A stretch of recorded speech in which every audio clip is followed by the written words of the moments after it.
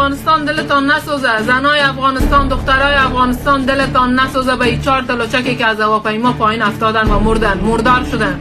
اینا اگه غیرت داشتن، اینا اگه همت داشتن، اینا نمی رفتن که از چرخای هواپیما زن و بچه خودشان بانن، خوار و مادر خودشان بانن که طالبا بره بکنن، یا استاد میشدن مردانه شرافتمندانه از کشور خودشان دفاع میکردن. اگه دولت فروخته بود مردم نمی فروخت، اگه دولت فروخته بود، اگه ارتش فروخته بود مردان نمی فروختن. مردا چی ندارن؟ مردا استاد میشدن به جایی که از طیاره مثل مترسک باره که مسخره کل دنیا شدیم از اون مردار شون بیفتن از کشورشان دفاع میکردن.